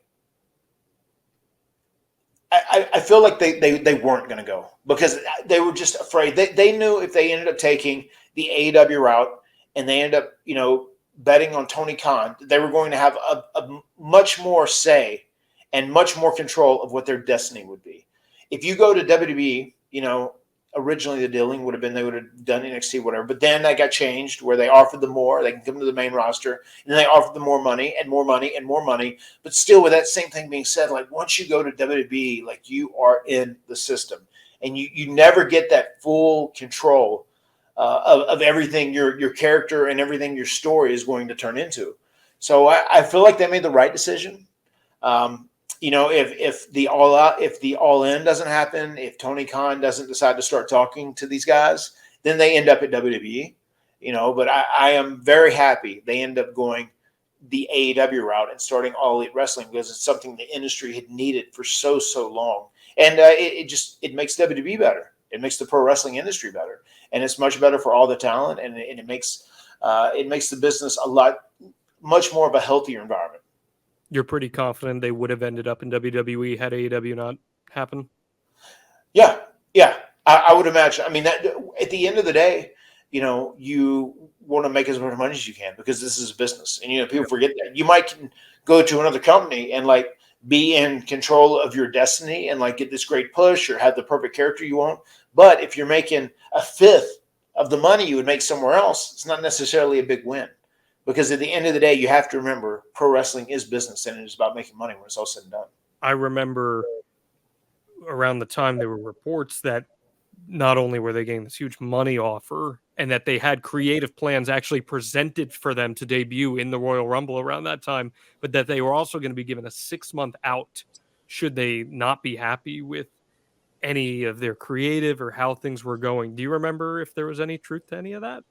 They really bent over backwards to sign the Young Bucks and Kenny Omega. I do know that there is truth to that, and they kept adding in all these special clauses that like guys typically don't give, because they knew they were white hot, even more than red hot. They were white hot at the time, and they knew there was rumblings of another promotion starting. So they definitely wanted to take these chess pieces off the board when it came to the Young Bucks and Kenny Omega. So they were willing to bend over backwards. Hunter worked super hard, and he was so persistent.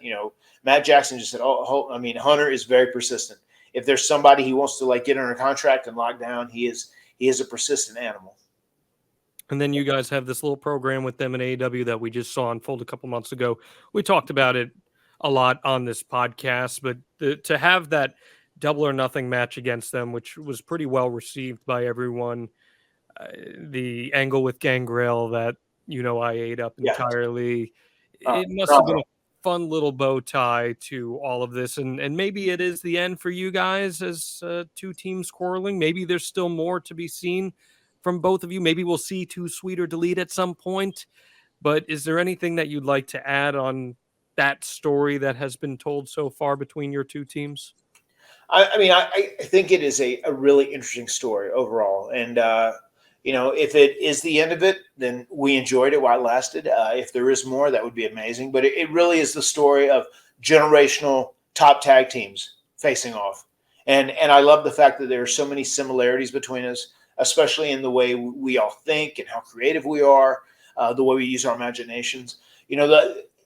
Us with the Hardy Show was like a different outlet to promote ourselves doing things. They ended up doing BTE, and it kind of changed the way things were promoted and the way stories were told, in their atmosphere as far as pro wrestling stories. So I have a lot of respect and I have a lot of love for them both as performers and human beings. So I enjoyed the little bit of time we had to work together at AEW, and hopefully we get more. We'll see.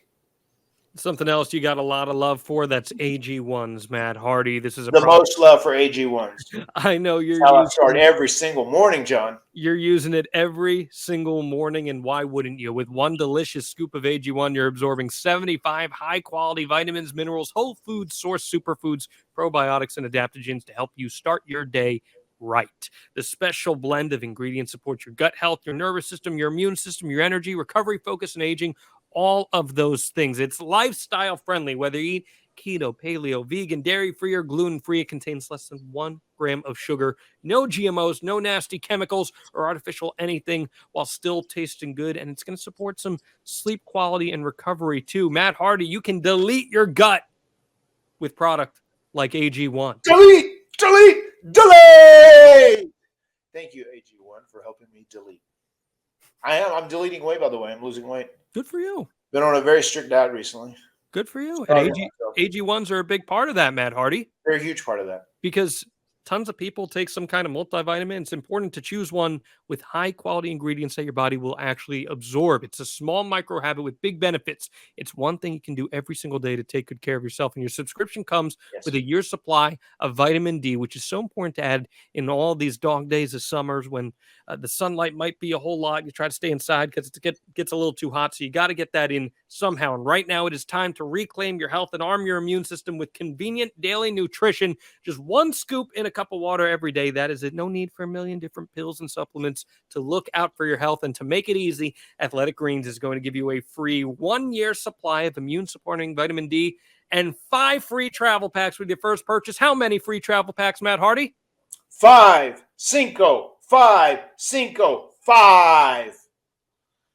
All you got to do is visit athleticgreens.com/Hardy. Again, that is athleticgreens.com/Hardy to take ownership of your health and pick up the ultimate daily nutritional insurance. Matt Hardy, if John Bradshaw Layfield found out that people weren't taking advantage of the AG1 offer here with Matt Hardy, what might he say to them?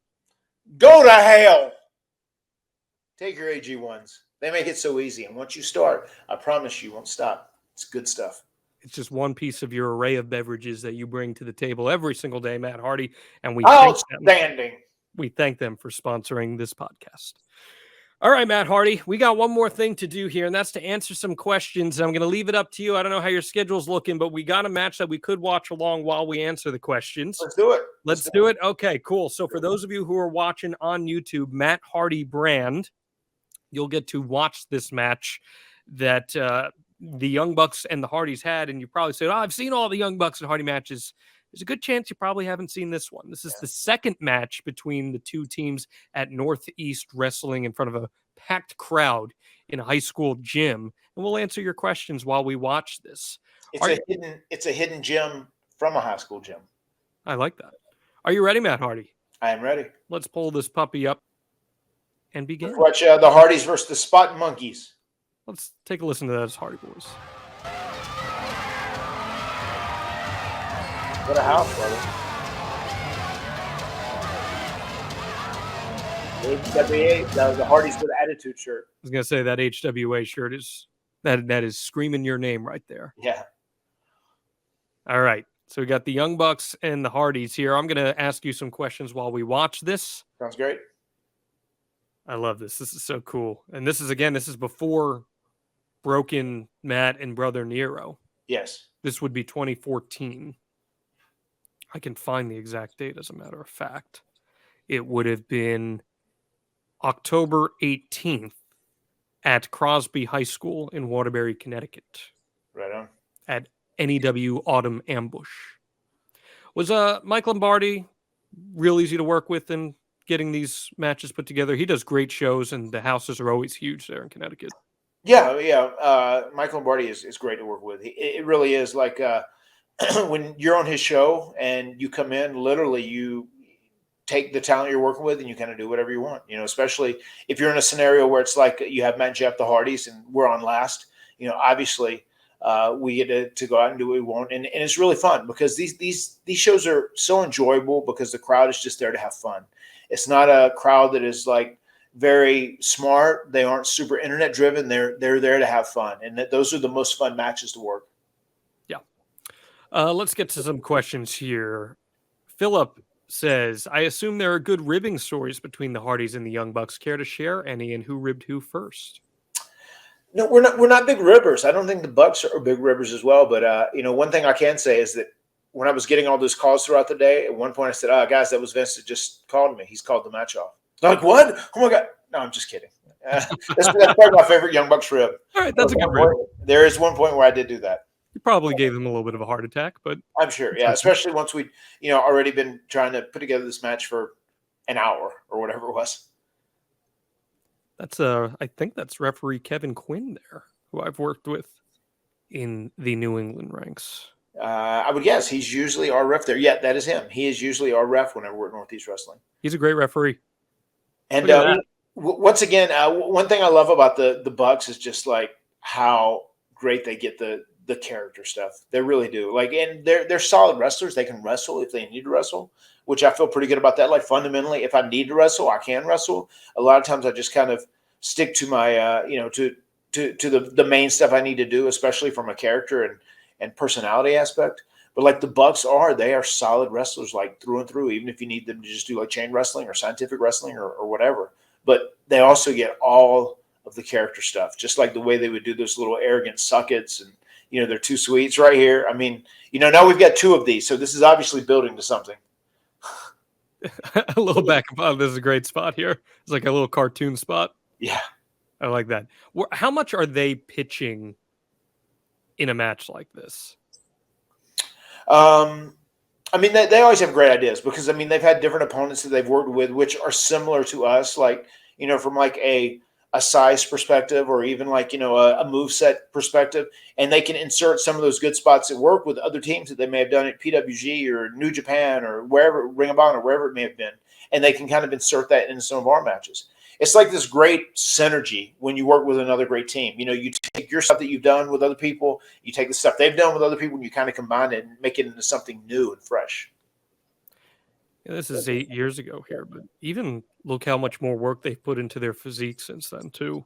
Yeah, and a lot of that just comes with like aging and like muscle maturity. It's just not easy. You see a lot of young people that just start and they may look, pretty built or healthy or in shape, but like as time goes on, you learn how to train better. You learn like what works for you. You learn how to eat in a certain way, to optimize your physical appearance and look. And also your performance. And these guys have done that as well. Once again, they're both real good kids. They take real good care of themselves. They're very responsible. Valerie asks, do you wish the Hardys and Young Bucks match that we just saw had taken place in TNA 11 to 12 years earlier? And if so, how would you fantasy book it? Are you talking about the one from AEW? Or like, so if you had worked with them as Generation Me versus the Hardys, how might that have looked? I mean, it would just been different because we were both at such different points of our career. This is at a point where they were just starting to become stars. This is their first time on a, national TV stage. So it would have been different. I mean, it wouldn't have been as competitive. I don't think it would have been as, I don't think people would have had the expectation for it that they would later on down the road.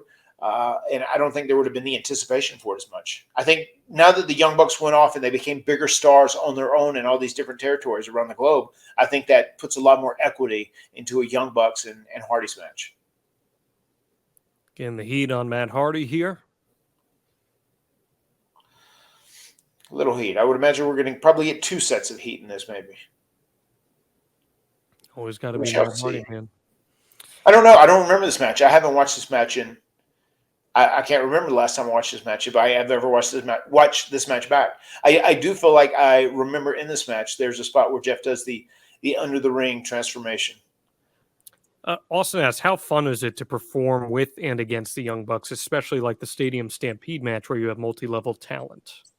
It's fantastic. I mean, they're so easy to work with. They're so professional, and they're just extremely talented. It's just always a pleasure. Anytime I'm able to work with the Young Bucks, it is just a pleasurable experience. It really is. I mean, to use a broken Matt word, it is always wonderful. Your ad-free show's cohort, Big Money Mike, asks, how does Matt believe the Young Bucks would have fared had they been around during the Attitude Era? And considering the environments both in and out of the ring, and answer that question. Oh, boy. It's weird. During the Attitude Era, if they probably wouldn't have been signed just because of their size.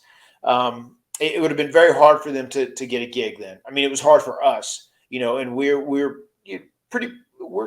quite substantially bigger than the Bucks, from height and size-wise, body frames, whatever. But it would have been, we were like on the very lower end of body sizes when we first got signed. I think for them it would have been tough.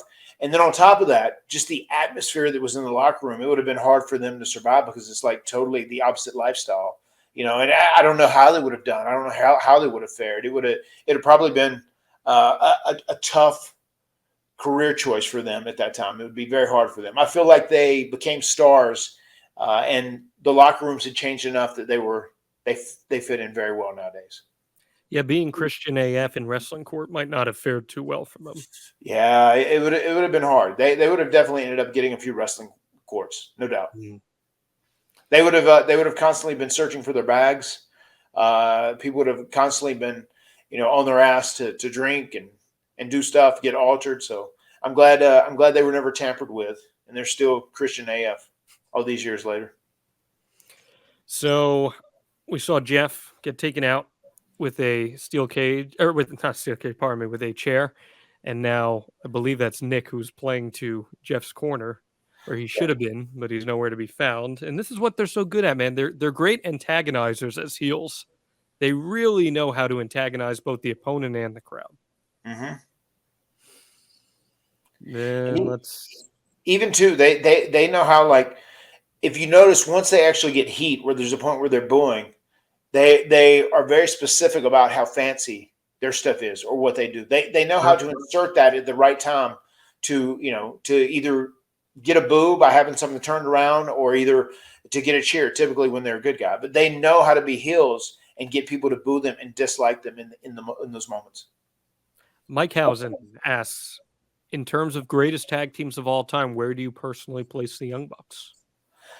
I mean, they still got a lot left to do, I think, as long as they both end up staying healthy. I think they have a long career ahead of them. But considering they want to be a tag team until they both retire, I feel like that's going to help them as well. If they never end up going to WWE, they never get broken apart where they become single stars and they get put on 2 different brands or whatever. I think the fact that they're always going to be a tag team is going to be extremely beneficial to them. I think they're going to be ranked a lot higher than most people would suspect. I like you being the one who's taking all the heat, setting up for the hot tag at some point here. Right. I always thought that was a good role for you guys in your matches. And I understand that Jeff is such a great seller, and a lot of times you really want that to be the underlying factor in a comeback. But I feel like you selling and then Jeff being the one to take the hot tag, that's always a great way to put together a Hardy's match, in my opinion. Agreed. No, it always does.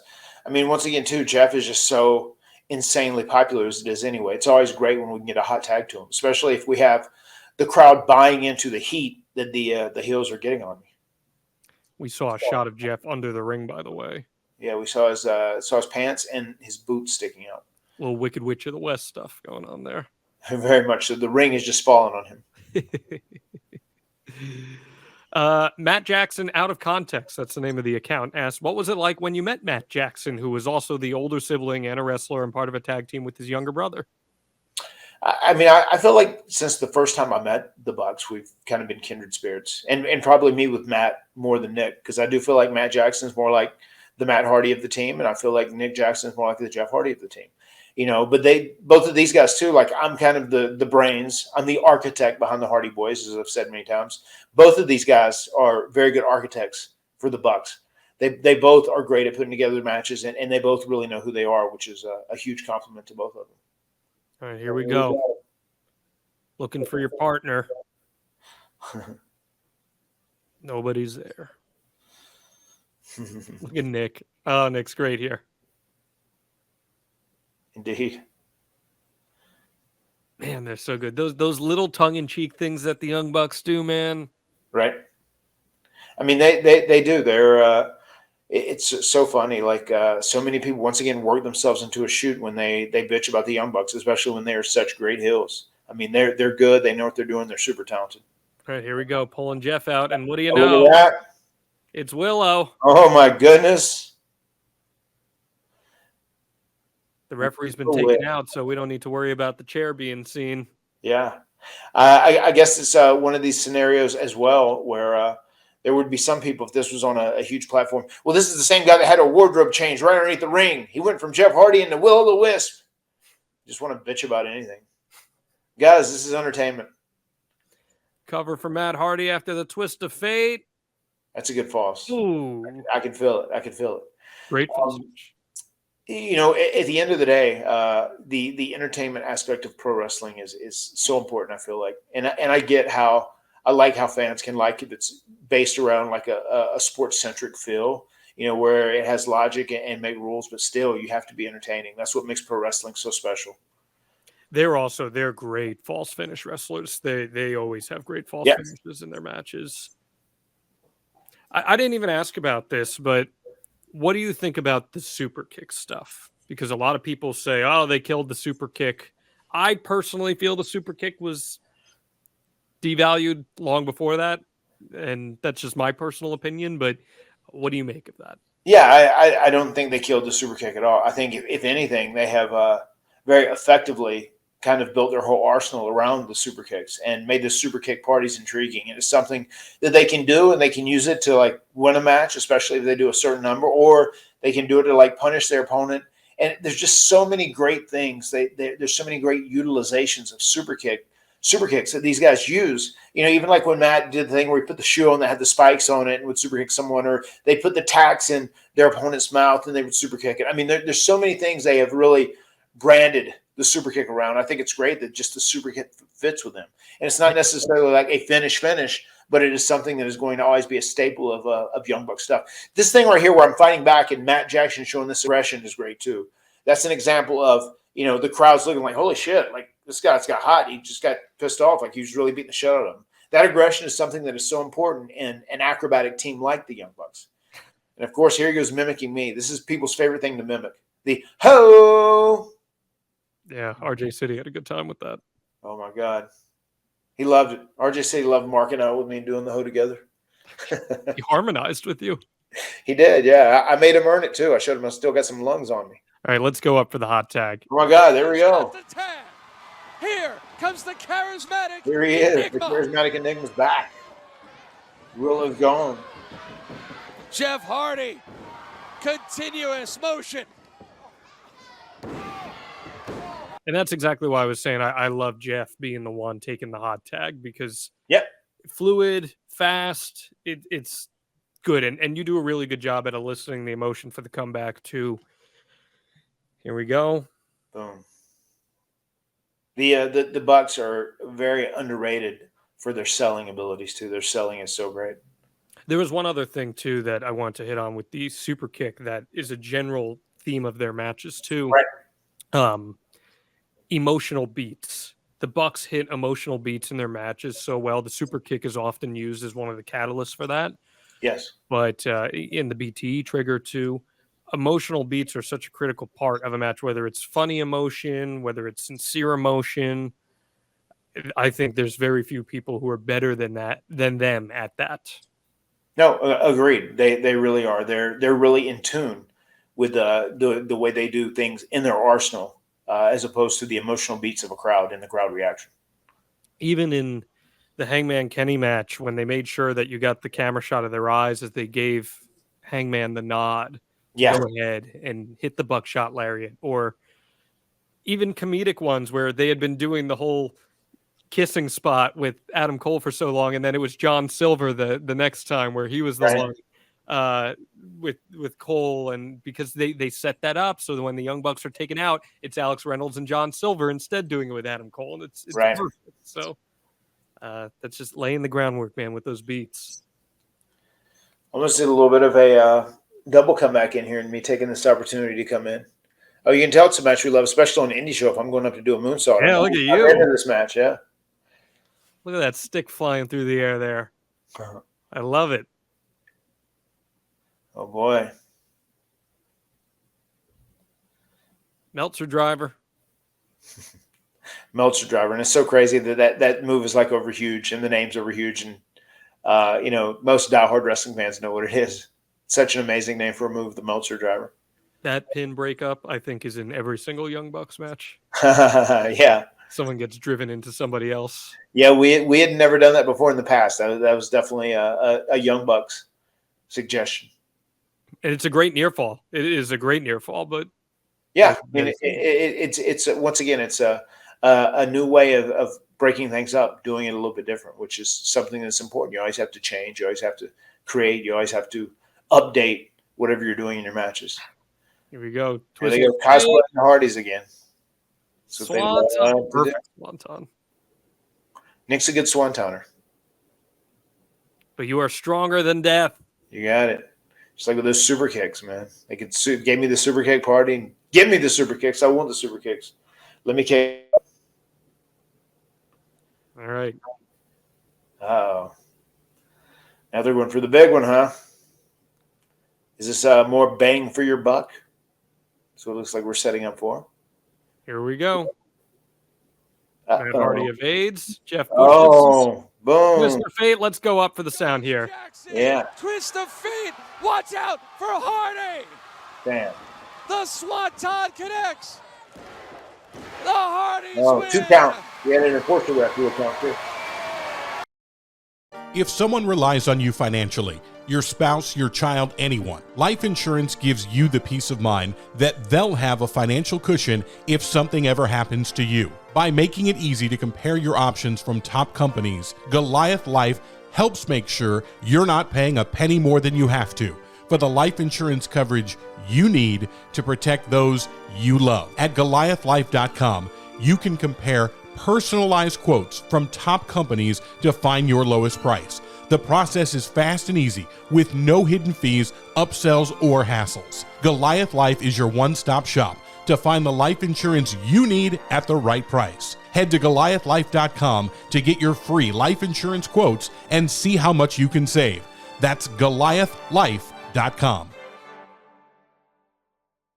Are you feeling stuck making minimum payments on your credit card debt? SaveWithConrad.com can help, and you don't need perfect credit or money out of your pocket to do this. NMLS number 65084, equal housing lender. Oh, and did I mention no house payments for 2 months? Get rid of your credit card debt and lower your monthly payments right now at SaveWithConrad.com. That was fun, man. That was fun to watch. I hadn't watched that in a long time. That was a fun little match. Very fun match. I have to imagine after a match like that, they are very happy with it. Yeah. And I'm sure you guys were too. I want to say somebody. I remember we just started putting this match together and getting dressed like right as the show started, and I feel like there was only 6 matches on the show, maybe 7 matches. And I remember we were kind of like throwing things together right up to the last one before going out for this match. I feel like that was one of those nights, which whenever that happens and you don't like put everything together and things just kind of like magically happen, and you have this great chemistry in the ring. Those are some of the most special feeling matches that you'll ever do. I love hearing that the synergy was just so unique between you guys that you're able to go out there and do a match like Yeah. that.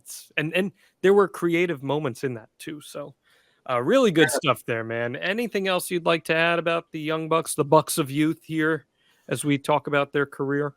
I mean, the biggest thing I could say about the Young Bucks they are like the tag team for the last few years. I mean, consistently they go out and they kick ass. They have great matches and they have these great characters. They know how to get buzz.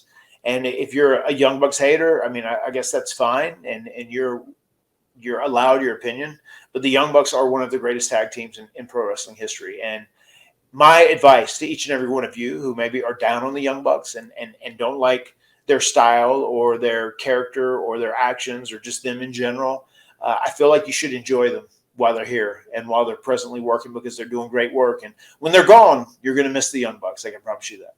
I agree 100%, man. They're one of my favorite tag teams of this era. I've had a chance to interview them. I found them to be great interviews, and I think they're fantastic. So cheers to the Bucks of Youth. Also, your frenemies. You got a lot of frenemies, man. You got a lot. Everywhere. They really are everywhere. These frenemies, they're everywhere. And this podcast is everywhere too, man. ExtremeHardy.com. Make sure that you're checking out the archives. Make sure you're subscribed. And if they really wanted to help us out, Matt, what can they do for us? You can go and listen to our podcast. You can subscribe to our podcast and make sure to take a screenshot of whatever review you leave and either post it to Matt Hardy Brand or to Matt Hardy Pod or to John Alba and give us that 5-star review. Listen to us on Apple, listen to us on Spotify, watch us on YouTube if you want to see the video. Just watch all of our podcast productions and we will love you for it. And give us that 5-star review. Like this one from T-Rob 1977. He says, I admit that I was not a big Matt Hardy fan as a single guy, but most recently due to not seeing most of his run because I quit watching in 2000 until 2017. This show has made me a fan of Matt, the man, husband, and father, as well as performer. His insight continues to educate me, and John Alba has a fan and friend in me. I appreciate the transparency that they speak with and honest storytelling. #MattFact. Thanks, guys. Travis Robertson. Oh, it's very cool. Thank you, Travis.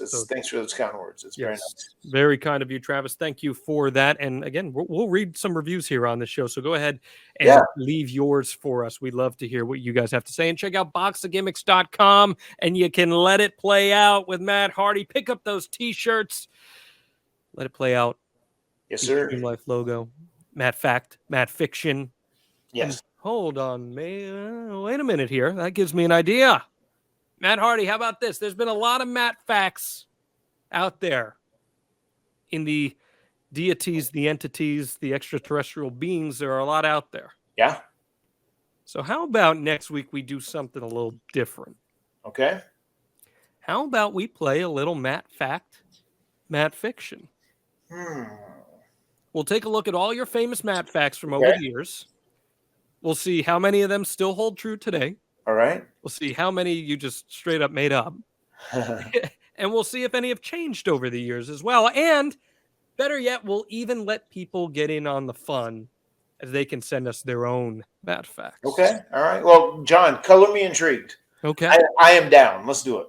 Let's do that. Let's determine if these Matt Facts are still Matt Facts or if they now have become Matt Fiction as I have evolved. You have evolved, and I appreciate you, my friend. I always love chatting with you, and I loved digging into the Young Bucks with you here on the Extreme Life of Matt Hardy.